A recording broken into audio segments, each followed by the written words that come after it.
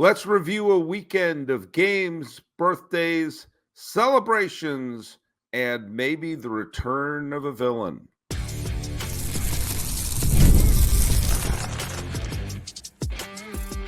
You are Locked On MLB, your daily MLB podcast, part of the Locked On Podcast Network, your team every day. Hello, baseball fans, and welcome to Locked On MLB, part of the Locked On Podcast Network, where it's your team every day. This is the daily podcast. We talk about all of Major League Baseball. I am your host, Paul Francis Sullivan. Please call me Sully. I've been a baseball podcaster for a long time, and I've been here at the Locked On Podcast Network for the last 6 years. I'm doing double duty this year. So I'm doing Locked On MLB, and I'm doing Locked On A's every single day. Today's episode is brought to you by Booking.com, or more like Booking.yeah. Book your next great trip, and you'll fall in love with any city, including your rivals. Go to Booking.com, either on the site or on the app. And if you're listening to us every day, whether it's this show or Locked On A's, make sure to leave that hashtag EverydaySully. Give us an idea who's listening to us every single day. All right. Oh, let's go through the trivia question here. The trivia question I had last was once again about the Major League Draft, and I said that Garrett Cole won the Cy Young Award. He was the number one overall pick. Who was the first person to win the Cy Young Award, who was the number one overall pick, and the only one to do it for the team that drafted him? Roger RMA drafted Steven Strasburg. That's a great guess, except the fact Steven Strasburg never won the Cy Young Award. He won a World Series MVP, but never won the Cy Young Award. A couple people guessed Dwight Gooden. Cubs fan drafted Dwight Gooden. Great guess, but Dwight Gooden was drafted number 4 in that year's draft. And then who did get it right? Someone did get it right. Did I lose it, or did they do that on Twitter? I should have had that there. Someone got it right, and I missed who it was. I think it may have been, it was Amy Green. Amy Green I thought she posted it on YouTube. She posted it on the Twitter or whatever it's called now. It's David. The answer is David Price. David Price, who won the Cy Young Award as a member of the Tampa Bay Rays. I'm recording this very early on Saturday. You know what happens on the Saturday games and Sunday games. I don't. So I'm going to be reviewing the Friday games. But first of all, happy birthday. Happy 102nd birthday to Rachel Rob. Wow. I mean, if there's anyone who is a living embodiment of the illusion that baseball is the past, present, future happening simultaneously, it's the great Rachel Robinson, Jackie's widow, 102 years old. I was at the 75th anniversary of the breaking the color barrier at Dodger Stadium in 2022.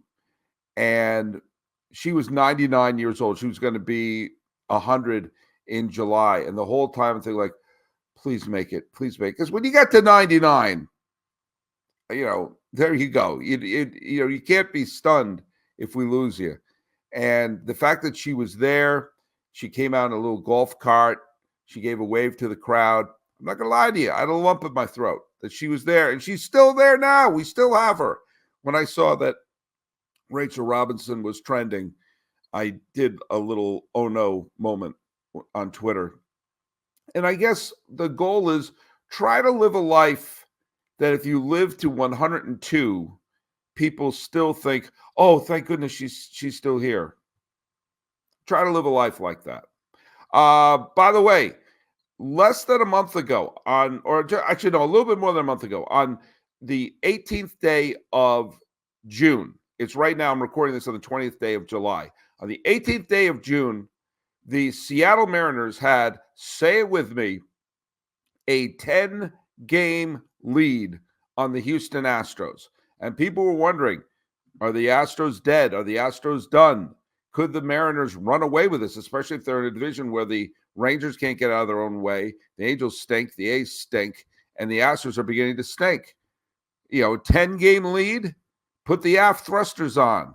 How'd those aft thrusters go? Well, last night, Houston beat Seattle and are now in a virtual tie. In fact, Houston has fewer losses, so they're ahead of the Mariners in the dreaded loss column. Only percentage points and the sense of being in a virtual tie is helping Seattle cling to first place in the West. So and think about how fast that took. I say it's been a little more than a month, but there was also a big all-star break in the middle of it. So in a shockingly small number of games with very few head-to-head games, I think it's only the one head-to-head game, the Astros caught the Mariners.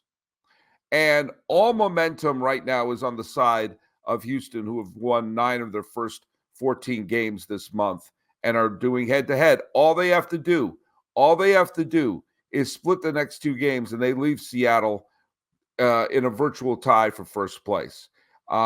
This is the sort of thing that gets managers fired. I have nothing against Scott's service, but there have been a couple of collapsorinos with the Mariners. Remember at one point in last September, the Mariners were in first place by themselves.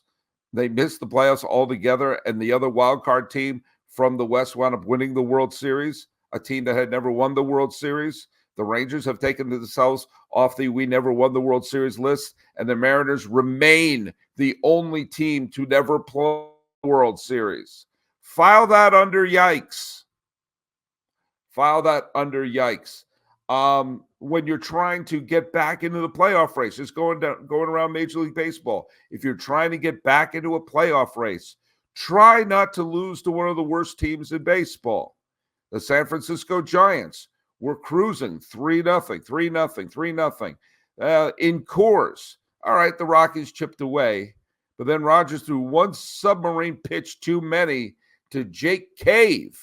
And next thing you know, the Rockies beat San Francisco 7-3. If you're the Reds trying to get into it, try not to lose to Patrick Corbin, who everyone lists as one of the worst pitching contracts in all of baseball. And Corbin didn't walk a single batter over 6 innings.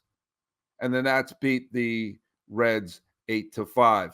If you're trying to cling to your wild card spot, maybe don't walk a batter to face Freddie Freeman. Yes, I know it was second and third when the Red Sox and Dodgers were playing in a 1-0 game. You know, Shohei Ohtani, newsflash, is pretty good. Also, Will Smith is also pretty good. But do you walk Will Smith to face Freddie Freeman?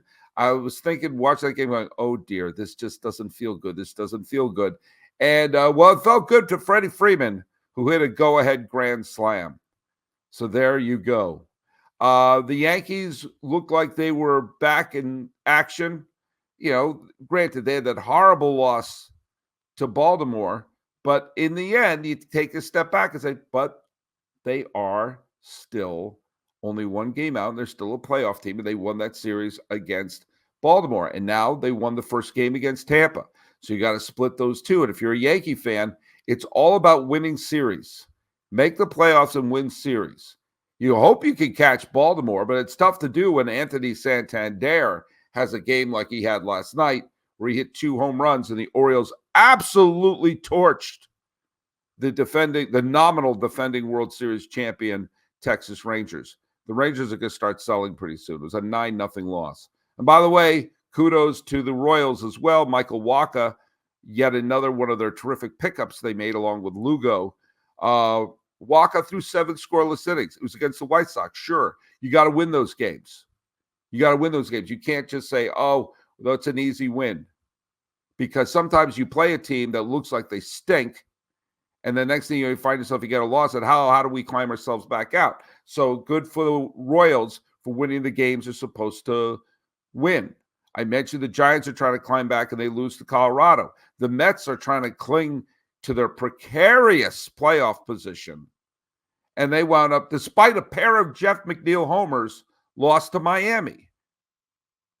And with Arizona's win, the Mets are now tied for the final wildcard spot.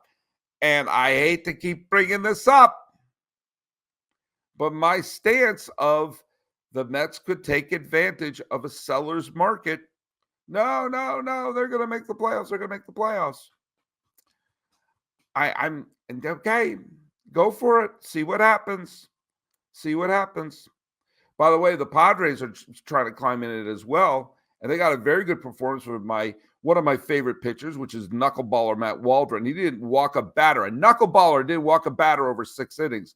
But newsflash, Cleveland's really good.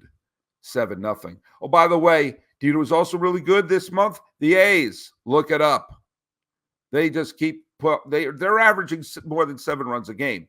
I talk about this in depth on Locked On A's, but their bats are alive. Kind of a up and down story on Friday. The debut of Jacob Wilson, their top prospect, and his dad in the crowd and everything great. He makes a play in the first batter, gets a single, scores on a Butler triple, but pulled his hamstring scoring.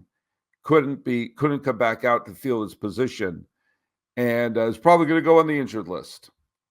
That's the A's season in a nutshell. Well, all right, the games are back. The games are back. Rachel Robinson's still here, and everything's cool. So if you want to win, that's what you got to do. You got to win the games you're supposed to win. PrizePicks is America's #1 daily fantasy sports app with over 5 million active members. PrizePicks is the easiest and most exciting way to play daily fantasy sports. Unlike other apps on PrizePicks, it's just you against the numbers. All you do is pick more than or less than on 2 to 6 player stat projections and watch the winnings roll in. Get in on the daily action with your friends and be part of the PrizePicks community today. You can win up to 100 times your money on PrizePicks with as little as 4 correct picks. You can turn $10 into $1,000. PrizePicks is available in more than 30 states across the country, including California, Texas, and Georgia. So download the PrizePicks app today. Use code LOCKEDONMLB for a first deposit match up to $100. That's code LOCKEDONMLB on PrizePicks for a first deposit match up to $100. PrizePicks, pick more, pick less. In the end, it's really that easy. Passion, drive, and patience. The formula for winning championships is also what keeps your ride or die alive. eBay Motors has everything you need to maintain your vehicle and level it up to peak performances. Superchargers, roof racks, exhaust kits, LED headlights, and more. Whether you're into speed, power, or style, eBay Motors has you covered.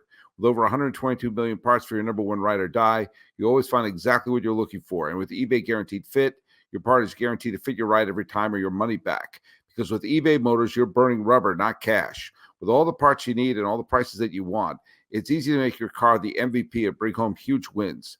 Keep your ride or die alive. ebaymotors.com. Eligible items only. Exclusions apply. eBay Guaranteed Fit. Only available for U.S. customers. Hey, what is your hub for all your best sports news? You need to make the switch to Locked On Sports Today, a free 24/7 streaming channel program for you every day to bring you the biggest stories in sports. Locked On Sports Today brings you can't-miss analysis, opinions, and news, streaming 24/7 on YouTube with a free Amazon Fire TV channel app, part of the Locked On Podcast Network, where it's your team every day. All right, I normally do this where I cover the games on Friday, then I cover the games on Saturday, then I cover the games on Sunday. Well, I got distracted by a news story that took place in the morning of Saturday. This is not a political show. However, more than one person I saw mark, if Biden can drop out, why can't Cashman and Boone? Which I thought that was pretty clever. And then I went on a trip, which I'm going to cover in Locked On A's in a couple of days. I'll give you a little view into the show out, but quickly go over some of the events of these 2 days. First of all, the Red Sox got swept. I don't know how they got swept. They got freaking swept. They had leads in every single game against Los Angeles, and I don't want to hear any more talk about Kenley Jansen as a Hall of Fame closer. He's not. He's a nice career, but come on. And the Red Sox let up 6 home runs, and Ohtani's home run was just Man, this is what the Dodgers needed. They needed a weekend of dramatic wins. My Dodger friends were, taunting me via email, and I was reminding them, I'm the host of Locked On A's these days. Leave me alone. The A's were on the verge of a sweep, and they collapsed in the late innings against the Angels. But at least, the A's won their series. The Red Sox being swept, and with Seth Lugo showing why he was the single biggest pickup in the offseason, has now, at least the time being, knocked the Red Sox out of the postseason. They're right now, it's late July, and the Red Sox are not a wild card team. Now, they're out by a game, but still, you can rationalize some things and think, okay, well, they're playing LA, You got to win one of those games. You got to win at least one of those games. They won none of them. And so, but, good on the Dodgers. Good on the Dodgers who, had some rough spots and had some terrible losses, especially against Detroit leading up to the All-Star break. They've dusted themselves off, and they look pretty solid right now. Shota Imanaga also looks solid today. Great pitching matchup between Imanaga and Brandon Pfaadt. In the end, the Cubs wound up doubling up the Diamondbacks 2-1. The series between the Mariners and the Astros was nothing short of bizarre. The Mariners, of course, they dropped the first two games, and two spectacular plays in the outfield by the Astros basically prevented the Mariners from coming back in that game.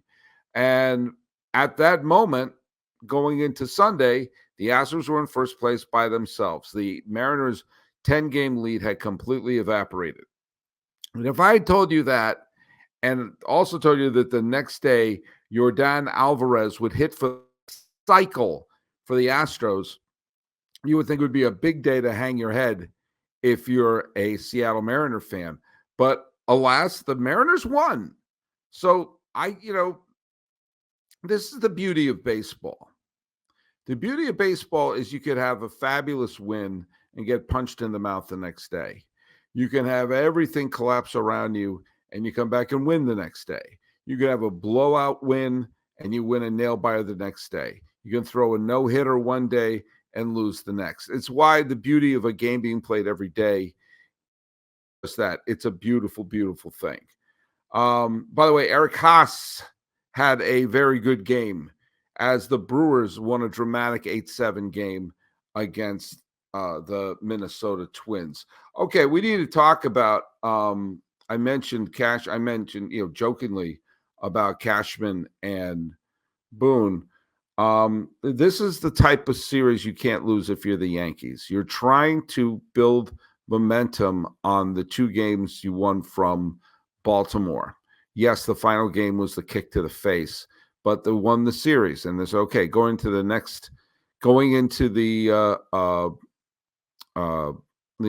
time after the All-Star break, hand the ball to Garrett Cole. Garrett Cole did a fine job winning game one of that series.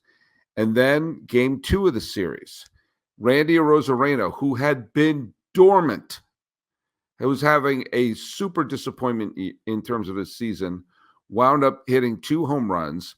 But more importantly, Taj Bradley just absolutely handcuffed the Yankee bats.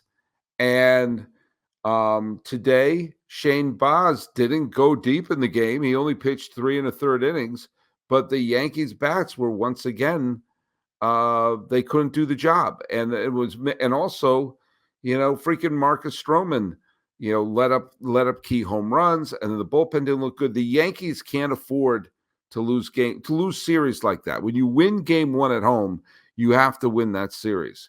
And with Baltimore, they couldn't take advantage of the fact that Baltimore lost this game to the Rangers. But again, Yankees losing series, not a good look at all. But also let's give some credit to the San Diego Padres, who lost game one of their series to the Cleveland Guardians and punched back big time. Dylan Cease the other day had pitched a great game, and then today's game, who was the pitcher for the Padres today? It was Michael King, former Yankee pitcher. And Hayden Birdsong of the Giants wound up striking out 12. The Giants held on and beat the Rocks. But here's the deal, folks. You can't circle the calendar at this point and say, oh, here's the easy schedule. Here's the easy schedule. We kept hearing over and over again about how the Mets have the easiest schedule down the stretch. Well, they dropped 2 out of 3 to Miami. 2 out of 3 to Miami, which is not good because they're not good. And the Giants are trying to climb back into it, and they dropped 2 out of 3 to the Colorado Rockies. Again, file that under not good. So here we are. We are now officially in late July. The trade deadline is what, 10 days away? It's less than, trade deadline is less than 2 weeks away.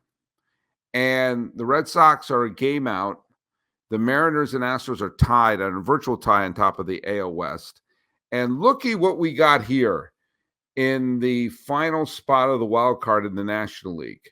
The Mets, the Diamondbacks, and the Padres are all in a virtual tie for that final spot. And the Pirates are only half a game behind them. It's going to be a wild, insane few weeks. And again, if you have chips to sell, you're going to get a lot for it. But we're going to see what happens, and a full week is going on. But this was a magical weekend as well for baseball fans. And I want to just talk a little bit. We're going to have a full show about the Hall of Fame coming up. But I just want to just express some of my, gratitude for the type of presentation we got today for baseball fans.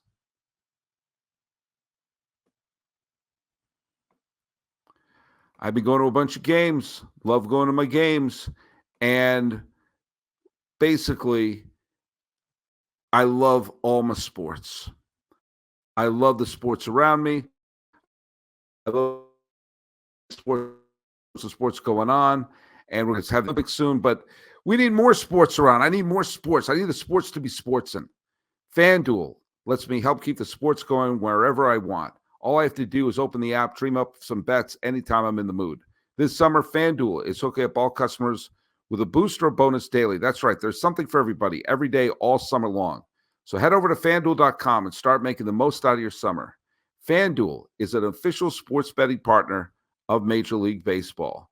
FanDuel, let's keep on sportsin'.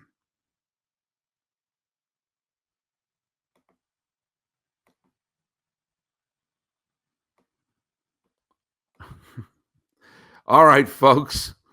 Not all the buttons are working. Locked On has launched the first ever national sports 24/7 streaming channel on YouTube. Now it's available on the Amazon Fire TV and the free Fire TV channel app. Locked On Sports Today is here for you 24/7, covering the top sports stories of the day with local extras of Locked On, plus our national shows covering every league. Find Locked On Sports Today now available on the free Fire TV channel app. Let's see if I can hit that button properly this time.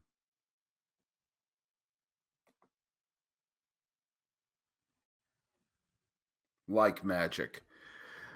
I'll tell you, it was also like magic, the Hall of Fame induction. I like years like this. This is an interesting kind of year because you don't have that one massive superstar in the middle of it. You have 3 beloved stars, 2 who were those types of Hall of Famers that we hear don't exist anymore. Players jump around all the time. Well, Joe Mauer played his whole career with the Twins.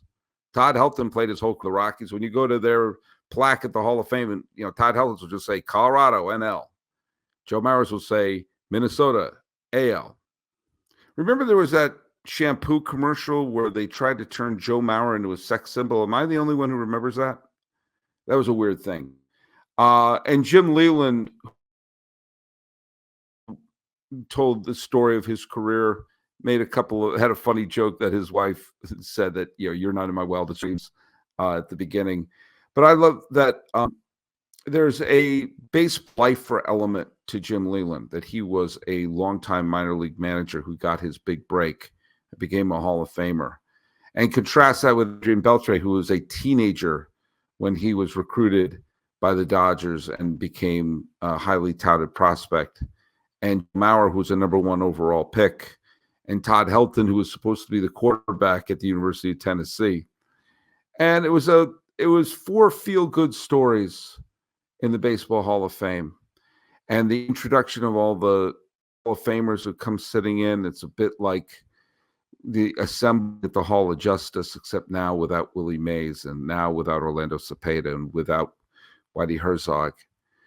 It's a wonderful feeling. And one of the real magical feelings is when people start telling their story and you hear about previous Hall of Famers who helped the new batch of Hall of Famers get in.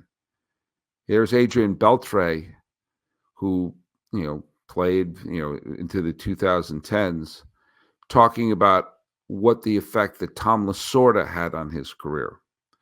There was Joe Mauer talking about playing on the Little League fields that Jack Morris, Paul Molitor, and Dave Winfield once played on. It was a connection.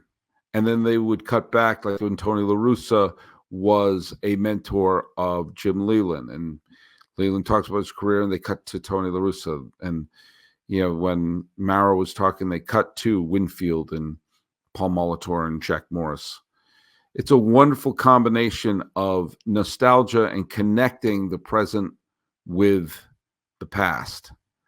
And a couple people in the crowd, you saw Felix Hernandez have a funny exchange with Adrian Beltre, and you saw Gene Lamont, who was the bench coach and eventually an American League Manager of the Year, who was a bench coach for Jim Leyland.